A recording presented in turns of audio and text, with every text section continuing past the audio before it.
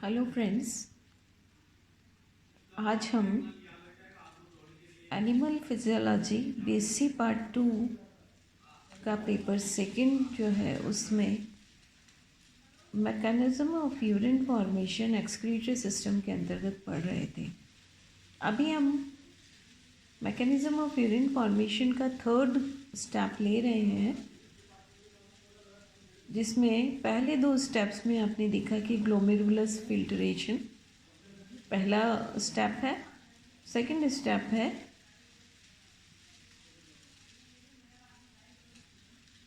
Selective reabsorption. Glomerulus filtration में आपने देखा था कि किस प्रकार से ब्लड के द्वारा लाए हुए पदार्थ बोमेन्स कैप्सूल और ग्लोमेरुलस के द्वारा छाने जाते हैं उनके ओपन पोर्स और थिन वॉल्स के कारण और पहुंचते हैं बोमेन्स कैप्सूल की ल्यूमेन में। उसके बाद हमने देखा कि प्रोक्साइमल एंड डिस्टल कन्वोल्यूटेड ट्यूब्यूल्स में किस प्रकार से चयनात्मक पुनर्अवशोषण होता है और उसमें बहुत सारे एंड प्रोडक्ट्स या मेटाबॉलिक प्रोडक्ट्स का हमने अवशोषण का तरीका देखा था। कौन से पदार्थ जो है वो एक्टिवली अवशोषित होते हैं और कौन से पैसिवली होते हैं। इसी क्रम में हम आज ट्यूबुलर सिक्रीशन जो कि पार्ट थर्ड है वो देखने जा रहे हैं। इस ट्यूबुलर सिक्रीशन में हम जानते हैं कि हमारे पास इस पार्ट तक पहुंचते पहुंचते ब्लड के द्वारा जो भी मेटाबॉलिक एंड प्रोडक्ट्स हमें प्राप्त होते हैं वो ट्यूबुलर एपिथेलियम में हमें प्राप्त हो रहे हैं फिल्ट्रेट के रूप में। इन पदार्थों में इंक्लूडेड है hydrogen ions, ammonia, creatine, uric acid. इसी तरह अगर हमने कोई ड्रग्स ली हैं जैसे ड्रग पेनिसिलिन है, पैरा एमिनो हिप्यूरिक एसिड है, इस तरह की चीज़ें इसमें प्राप्त होती हैं। ट्यूबुलर सिक्रीशन के दो प्रभाव पड़ते हैं। पहला तो ये है कि इसमें हमें कई हार्मफुल पदार्थों से छुटकारा मिलता है। तो get rid of harmful products.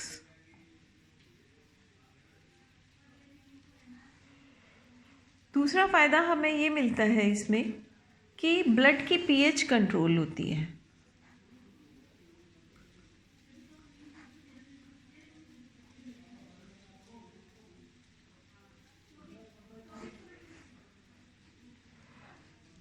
तो इसमें अगर हम देखेंगे तो हमारे शरीर में जो पोटेशियम एंड हाइड्रोजन आयंस पाए जाते हैं रीनल फिल्ट्रेट में, वो एपिथेलियम सेल्स से सोडियम आयंस को प्रमुख तौर पर एक्सचेंज करता है।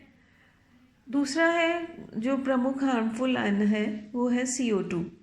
CO2 या कार्बन डाइऑक्साइड बॉडी से रिमूव होना बहुत ही ज़रूरी है, जो डिस्टल कन्वोल्यूटेड ट्यूब्यूल से और कलेक्टिंग डक्ट से रिमूव की जाती है, क्योंकि अगर इसकी हाई कॉन्सेंट्रेशन बॉडी में रहेगी तो ये हमारे बॉडी के लिए बहुत ही हार्मफुल है।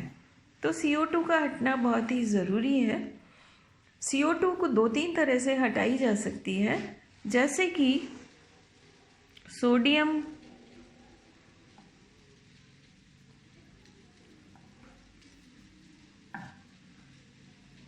बाइकार्बोनेट आयंस के साथ मिलकर सोडियम बाइकार्बोनेट का निर्माण करते हैं और ल्यूमेन जो है उनको एब्जॉर्ब करती है।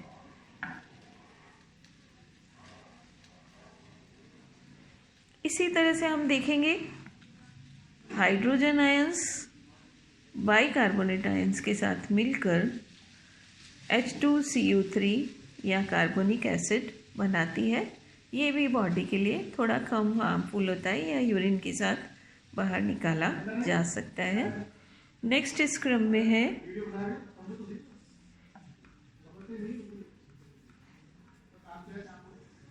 H2PO3। ये फॉस्फोरिक एसिड है, ये भी बॉडी से रिमूव किया जाता है।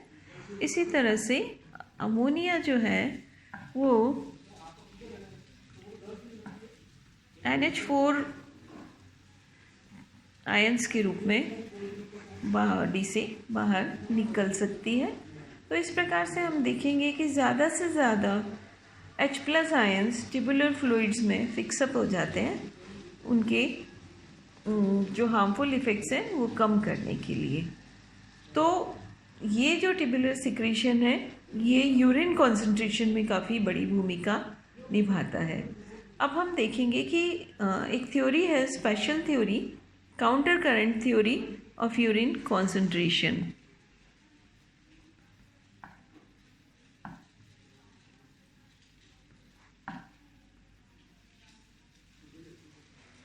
इसे अगर हम देखें तो counter current theory of urine concentration में अगर हम देखें तो डिसेंडिंग लिम्ब में जो है हम ये देखते हैं कि वो फ्रीली परमिएबल होते हैं। किसके लिए? वाटर के लिए, सोडियम के लिए और क्लोराइड आयंस के लिए फ्रीली परमिएबल होते हैं। इसी तरह से असेंडिंग लिम्ब वाटर के लिए परमिएबल नहीं होते, जबकि क्लोराइड एक्टिवली फिल्टरेट से ट्रांसपोर्ट किए जा सकते हैं। किसमें? मेडुला के इंटरस्टिशियल फ्लूइड में। इसको हम एक बार फिर से समझेंगे। डिसेंडिंग लिम्ब फ्रीली परमिएबल होता है कन्वोल्यूटेड ट्यूब्यूल हेनलेज लूप का, जो कि वाटर के लिए, सोडियम और क्लोराइड के लिए होता है। इसी तरह से हेनलेज लूप का असेंडिंग लिम्ब वाटर के लिए परमिएबल नहीं होता, जबकि क्लोराइड एक्टिवली ट्रांसपोर्ट किया जा सकता है इंटरस्टिशियल फ्लूइड ऑफ मेडुला में। नेक्स्ट इसी तरह हम देखेंगे कि ग्लोमेरुलस फिल्ट्रेशन जो है किसका? प्रोक्साइमल कन्वोल्यूटेड ट्यूब्यूल का। उसकी अपनी एक ऑस्मोलिटी होती है। ऑस्मोलिटी जो है वो कितनी होती है? 300 ml ऑस्मोल पर लीटर।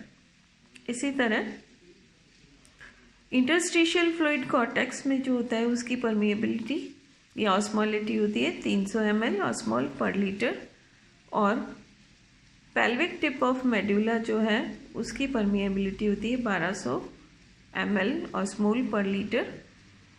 तो इस प्रकार के इस ऑस्मोटिक डिफरेंस से या प्रेशर के डिफरेंस से यूरिन में कॉन्सेंट्रेशन में हेल्प मिलती है। किससे?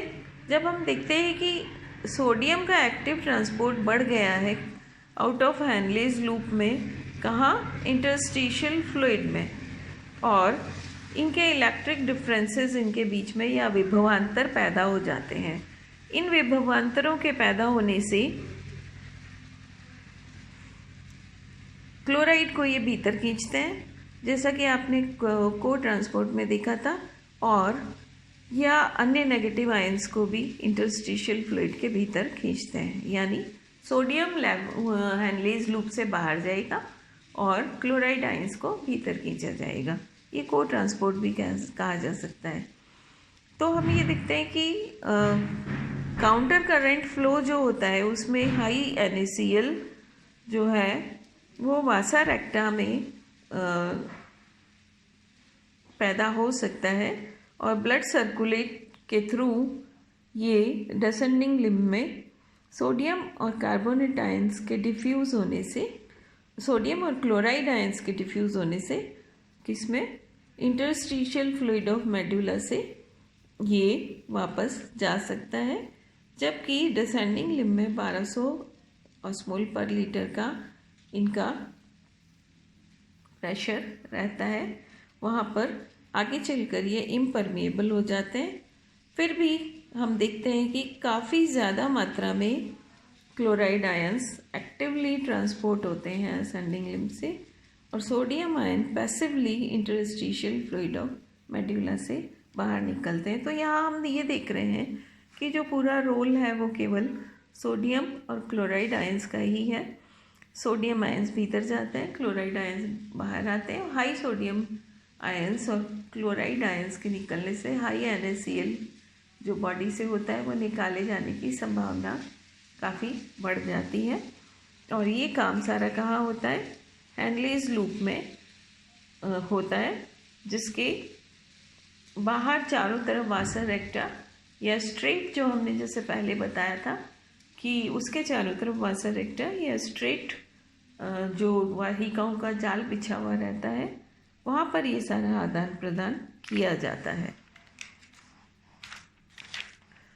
इसी प्रकार हम देखते हैं कि जब ब्लड फ्लो होता है असेंडिंग लिम्ब ऑफ वासा रेक्टा में, तो सभी सोडियम और इंटरस्टिशियल फ्लूइड में हम ये देखते हैं कि ब्लड कॉन्सेंट्रेशन स्लाइटली हायर हो जाती है उससे जब वो एंटर किया था किडनीज में। तो वासा रेक्टा जो है कोशिश करती है कि सारा का सारा जो सोडियम क्लोराइड है या maximum part of sodium chloride ions हैं वो इंटरस्टिशियल फ्लूइड में रहे, शरीर से बाहर कम निकले। अगर ज़्यादा मात्रा में है तो निकले, लेकिन अगर एक डेफिनेट मात्रा बनी रहती है ब्लड में तो वो बाहर निकलते हैं और इसी प्रकार एक स्टेबिलिटी लाने की कोशिश की जाती है। फिर हम ये देखेंगे कि एडीएच का जो रोल है, जो पिट्यूटरी के हार्मोन है, एंटी डायूरेटिक हार्मोन, वो कलेक्टिंग ट्यूब्यूल्स में ये जज करते रहते हैं कि जो कंसंट्रेशन है 100 से 300 ऑस्मोल पर लीटर अगर जाती है तो वही कंसंट्रेशन बनी रहे इंटरस्टिशियल फ्लूइड में भी। लेकिन जैसे जैसे ये फ्लूइड पास होता है मेड्यूला से, ये हाइपर ऑस्मोटिक इंटरस्टिशियल फ्लूइड से पास होता है और वाटर अगेन जो है वो रीएब्जॉर्ब कर लिया जाता है। इसी तरह से फ्लूइड में 1200 ml है तो वो कॉन्सेंट्रेशन किसके इक्वल होता है, मेड्यूला के इंटरस्टिशियल फ्लूइड के इक्विवेलेंट होता है। ये सभी कहाँ एंटर होते हैं, रीनल पैपिला में, फिर कैलिसिस में होने से फिर पेल्विस रीजन में जो यूरेटर्स या मूत्र नलिकाएँ होती हैं वहाँ पर ये प्रवाहित हो जाते हैं। तो इस प्रकार से यूरिन कॉन्सेंट्रेशन में जो प्रमुख भूमिका निभाई जाती है वो लूप ऑफ हैनले की होती है, जिसके चारों तरफ वासा रेक्टा का जाल बिछा हुआ रहता है और इस प्रकार से यूरिन को बॉडी में कॉन्सेंट्रेट करके बाहर निकालने की कोशिश की जाती है और सोडियम और क्लोराइड की मात्रा को स्टेबल रखा जाता है। लेकिन कई जगह पे हम देखते हैं कि बॉडी, अगर हमने बहुत ज़्यादा सोडियम और क्लोराइड खाया है तो बॉडी उसको रिटेन भी करता है बॉडी में, जिसका नतीजा होता है कि हाई बीपी, या अगर बहुत कम है ज़रूरत से तो लो बीपी की संभावना भी पाई जाती है। तो ये था mechanism of urine formation. Thank you.